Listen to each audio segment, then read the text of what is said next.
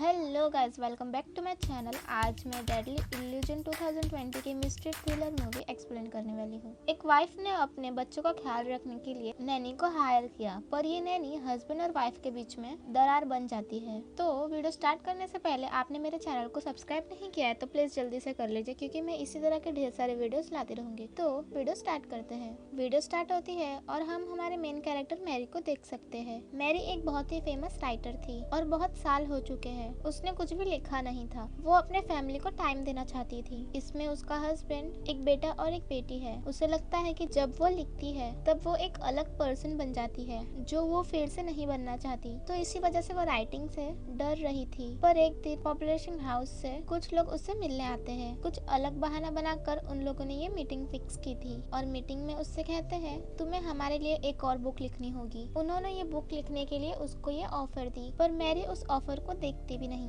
वो इन पर गुस्सा हो गई और वहाँ से चली जाती है। जाते जाते पब्लिशिंग की काम करने वाली लेडी उससे कह कर गई कि ये जो सारी चीजें हैं ये हमारी वजह से तुम्हें मिली, तुम शायद तुम्हारे स्ट्रगल्स भूल रही हो। मैरी उस पर भी गुस्सा हो जाती है। मैरी इस बात को इग्नोर कर देती है। रात में मैरी का हस्बैंड टॉम घर पर आया। वो उस ऑफर को देखता है जो $2 मिलियन की थी। इतने सारे पैसे मैरी ने थे पूरी बुक्स लिखकर भी नहीं कमाए थे। इस बात से वो बहुत ही ज्यादा सरप्राइज हो जाता है। वो मैरी से कहता है कि तुम इसे सीरियसली कंसीडर करना चाहिए। वो मैरी को कुछ डायरेक्टली बता नहीं पा रहा था, पर रात में उससे वो बात करता है और कहता है कि हमने जो पैसे सेव करके रखे हैं उसमें से हाफ उसने खर्चा कर दिए हैं। ये पैसे उनके रिटायरमेंट के लिए थी। मैरी इस बात से डिस्टर्ब हो जाती है और अब उसे ये बुक लिखनी ही पड़ेगी, क्योंकि उसके पास दूसरा कोई ऑप्शन नहीं है। अगले दिन मैरी अपने फ्रेंड इलिन के साथ स्पा में जाती है और वो उसे सारी प्रॉब्लम बता रही होती है। मैरी अपने बच्चों के लिए टेंशन लेती है कि अगर वो बुक लिखती है तो अलग पर्सन बन जाती है, अपने बच्चों का अच्छे से ख्याल नहीं रख पाएगी। इलिन ने कहा कि उनका ख्याल रखने के लिए तुम एक लड़की हायर कर सकती हो।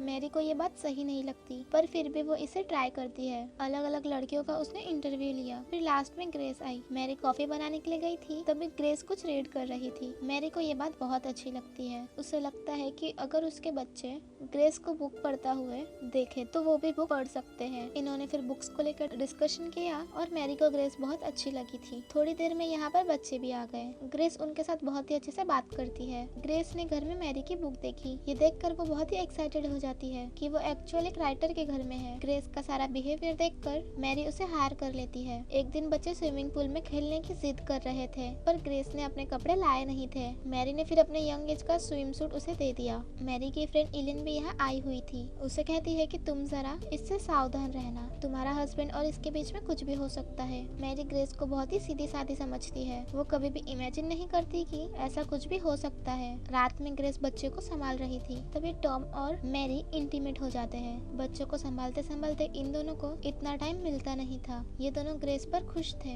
नेक्स्ट डे फिर मैरी ने अपना बुक लिखना स्टार्ट किया। एक दिन मैरी के पैर पर चोट आ गई। ग्रेस उसे हेल्प कर रही थी तो उसने उसके इनर पैर को नोटिस किया। मैरी कहती है कि तुम्हारे कपड़ों के शॉपिंग के लिए जाते हैं। वो उसके साथ चेंजिंग रूम में थी। ग्रेस की बॉडी को देखकर मैरी को लगता है जब वो यंग थी उसकी बॉडी भी इसी तरीके से थी। अब वो अपनी यंग बॉडी को मिस करती है। ग्रेस ने मैरी के हाथ लिए और अपने आर्म पर रखे। वो कहती है कि तुम फील कर पाओ, इसीलिए मैंने ये किया। वो उसके साथ फ्लर्ट कर रही थी। इसके बाद मैरी को लेकर जो उसकी बॉडी के लिए इनसिक्योरिटी थी, यही बात वो टॉम को बताती है। वो उसे पूछती है कि तुम्हें लगता है मुझे प्लास्टिक सर्जरी करनी चाहिए। टॉम कहता है कि तुम्हें ऐसा कुछ भी करने की जरूरत नहीं, तुम पहले जितनी ब्यूटीफुल थी अभी भी उतनी ही हो। तुम्हारा सोच और तुम्हारा इंटेलिजेंट, बस ये सारी चीजें मुझे तुम में बहुत अच्छी लगती है। मैरी अपने बुक के कैरेक्टर्स को लेकर बहुत ही कंफ्यूज थी। उसे कैसे होने चाहिए ये समझ में आ नहीं रहा था। यही बात सोचते सोचते उसने घर में ग्रेस को नोटिस किया। उसी पर एक दिन उसके पब्लिशिंग हाउस से कुछ लोग उसे मिलने के लिए आए। उसके बुक्स के लिए उन लोग उसे आइडियाज दे रहे थे। तभी मैरी हमेशा ग्रेस के बारे में सोच रही थी। अगले दिन मैरी अपने फ्रेंड इलिन के साथ बात करती है। कहती है ग्रेस को मैं पहले बहुत ही अलग समझती थी, पर अचानक से उससे वो बहुत ही ज्यादा अट्रैक्ट होने लगी। पहले उसे ऐसा कुछ भी नहीं लगता था। उसकी फ्रेंड ने उसे कहा कि ये जो एनर्जी तुम्हें भरी हुई है ये तुम अपने राइटिंग में यूज कर सकती हो। मैरी और टॉम उससे बहुत ही खुश थे और वो उसे अब फुल टाइम के लिए रख लेते हैं। एक रात ये दोनों एक पार्टी में गए। इलिन का हस्बैंड मैरी से कहता है तुम्हारी फोर्थ ग्रुप बहुत ही अच्छी थी, तुम्हें उस तरीके से फिर से राइट करना चाहिए। मैरी कहती है जब मैंने उस बुक को लिखा था तो मेरे लाइफ में मैं बहुत ही डार्क प्लेस पे थी, वो फिर से उस प्लेस पर नहीं जाना चाहती। एलिन का हस्बैंड कहता है शायद वही डार्कनेस एक राइटर को आर्टिस्ट बनाता है। अगले दिन मैरी अपने स्विमिंग पूल के पास हैंग आउट कर रही थी। वो ग्रेस को उसे मसाज करने के लिए कहती है। उसे बहुत अच्छा लगा तो स्विमिंग पूल में कूद गई। उसने ग्रेस को भी अपने पास आने के लिए कहा। ये दोनों एंजॉय कर रहे थे। बाहर आने के बाद दोनों ड्रंक हो जाते हैं। ग्रेस मैरी से कहती है कि कभी भी मैंने लाइफ में ऐसे फैमिली की तरह फील नहीं किया था। आपके साथ मुझे बहुत ही अच्छा लगा। मैरी भी उसे सहारा देती है और कहती है कि तुम्हारी वजह से मैं कुछ लिख पाई। इसके बाद मैरी जब उठी तब ग्रेस उसके साथ सोई हुई थी। उसे लगता है कि दोनों इंटीमेट हो गए। मैरी पहले जब राइट करती थी तो क्या उसने लिखा क्या नहीं, इसके बारे में वो कुछ सोच नहीं पाती थी। उसे पता नहीं कि वो ग्रेस के साथ इंटीमेट हुई या नहीं। नेक्स्ट डे ये सब मैरी के बच्चों का प्ले देखने के लिए आते हैं। यहाँ पे मैरी ने ग्रेस से बात की। वो उसे कहती है कि कल जो भी हुआ ये फिर से नहीं होना चाहिए। हम इसके बारे में बात भी नहीं करेंगे। ग्रेस कहती है कि कल कुछ भी नहीं हुआ। मैरी को लगता है कि ग्रेस उसकी बात समझ गई। मैरी अब भी ग्रेस को अपने दिमाग से निकाल नहीं पा रही थी। एक दिन वो बात लेते हुए इमेजिन करती है ग्रेस उसके पास आई, उसे टीज कर रही है। मैरी का बुक का काम और भी ज्यादा बढ़ चुका था। उसे बच्चे डिस्टर्ब ना करे, इसीलिए टॉम बच्चे और उसको लेकर लंच के लिए बाहर आ गया। ये बात एलिन नोटिस करती है। उसे लगता है कि शायद टॉम और ग्रेस के बीच में अफेयर्स चल रहे हैं। टॉम को आज लंच करते वक्त ग्रेस बहुत ही अलग लगती है। वो हमेशा शर्मीली होती है पर आज बहुत ही ज्यादा कॉन्फिडेंट थी। वो जानबूझकर टॉम को रिझाने की कोशिश करती है और ये भी वर्क कर रहा था। वो उसे कहता है कि आज तुम बहुत ही ज्यादा अलग लग रही हो, एक बड़ी औरत की तरह। फाइनली मैरी ने अपनी बुक कंप्लीट कर ली थी। इसे सेलिब्रेट करने के लिए वो ग्रेस को अपने साथ एक लेक पर लेकर जाती है। यहाँ पर वो ड्रिंक वगैरह करके सेलिब्रेट करते हैं। ग्रेस मैरी को किस करने लग गई। मैरी ने उसे रोक लिया। वो कहती है कि ये सब करना बहुत ही गलत है। मैं जब तुम्हें देखती हूँ तो अपने आप को पाती हूँ। तुम बहुत ही परफेक्ट हो पर हम ये सब नहीं कर सकते। जब वो घर जाने के लिए फिर से बाइसिकल पर बैठती है तो किसी ने टायर का पंचर कर दिया था। उसी की वजह से रात में ये लेट घर पर पहुंचते हैं। तो एलिन और टॉम बात कर रहे थे। मैरी ने उससे पूछा कि तुम यहाँ क्यों हो। एलिन कहती है कि मुझे लग रहा है कि एलिन और ग्रेस का अफेयर चल रहा है। इसी के बारे में बात करने के लिए वो आई हुई थी। मैरी ने पहले भी एलिन और टॉम को एक साथ देखा हुआ था तो इस वजह से वो एलिन पर शक करने लग जाती है। एलिन भी इस बात पर गुस्सा हो गई और उससे कहती है कि तुम मेरी बेस्ट फ्रेंड हो, तुम्हारे साथ में ऐसा कभी भी नहीं कर सकती। इसके बाद वो यहाँ से चली गई। डिनर बनाते वक्त वो और ग्रेस एक साथ थे तो इसमें ग्रेस मैरी को टच करने लगती है। टॉम यहाँ पहुँचा पर वो कुछ भी नहीं देख पाता। मैरी को जरा नींद आ रही थी तो वो जल्दी सो जाती है। बीच रात में उसे कुछ आवाज आ रही थी। वो देखने के लिए गई तो ग्रेस और टॉम इंटीमेट हो रहे थे। ग्रेस ये नोटिस करती है पर वो कुछ भी नहीं कर पाती क्योंकि उसने नींद की गोली ली हुई है और वो उठेगी तो उसे कुछ भी याद नहीं होगा। उठने पर मैरी को सब कुछ याद था। वो देखती है कि ग्रेस उसके फैमिली के साथ डिनर कर रही है। इस बात पर वो बहुत ही ज्यादा गुस्सा हो गई। उसने ग्रेस को बाहर निकल दिया। रात में वो टॉम से फाइट करती है और कहती है मैंने इस फैमिली के लिए सब कुछ सैक्रिफाइसेस किए,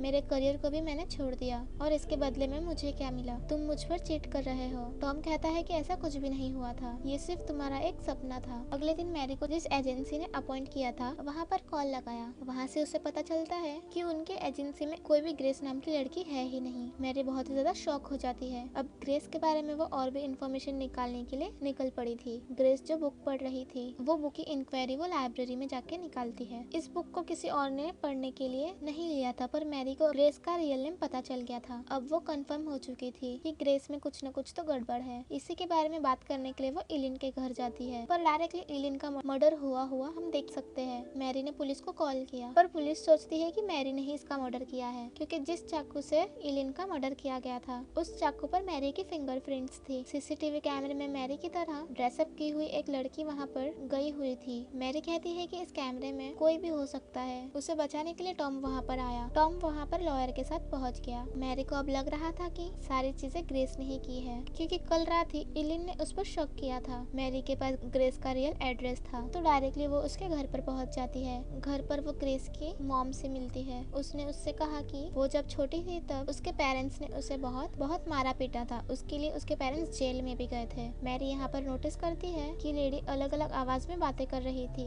ये देखकर मैरी जल्दी से वहाँ से निकल जाती है। उसने घर पर टॉम को कॉल लगाया कि ग्रेस घर में आने मत दो, वो बहुत ही डेंजरस है। पर ग्रेस ऑलरेडी घर में थी। टॉम जब शावर ले रहा था मैरी की तरह कपड़े पहनकर ग्रेस उसके पास आती है। इसका मतलब है एलिन का मर्डर ग्रेस नहीं किया है। अब वो टॉम के साथ इंटीमेट होना चाहती थी पर टॉम उसे कहता है कि मैं अब कोई भी गेम्स नहीं खेलना चाहता, उसका उसके साथ होना एक गलती था। ये बात सुनकर ग्रेस बहुत ही ज्यादा गुस्सा हो गई। वो टॉम पर चाकू से बहुत सारा वार कर देती है। वो उसे मार ही देती है। तब तक मैरी वहाँ पर पहुँच जाती है। ग्रेस जल्दी से कपड़े बदल कर मैरी के सामने आई। मैरी ने टॉम के बारे में पूछा तो वो कहती है कि टॉम शावर ले रहा है, तो वहाँ पर मत जाओ। मैरी को सस्पिशियस लगा। जब वो वहाँ पर पहुंची तो टॉम के बॉडी से बहुत ही खून निकल रहा था। ग्रेस फिर से अपने हाथ में चाकू ले लेती है, पर वो अपने आप को कंट्रोल कर रही थी। वो भी अलग अलग दो आवाजों में बात करती है। ग्रेस की भी दो पर्सनैलिटी थी। अपने आप को बचाने के लिए वो उसे मार रही थी और वो ग्रेस को बहुत मारती है और अंदर ही अंदर वो सोचती है कि मैं मैरी से प्यार करने लग गई हूँ। पर वो उसे मारना भी चाहती थी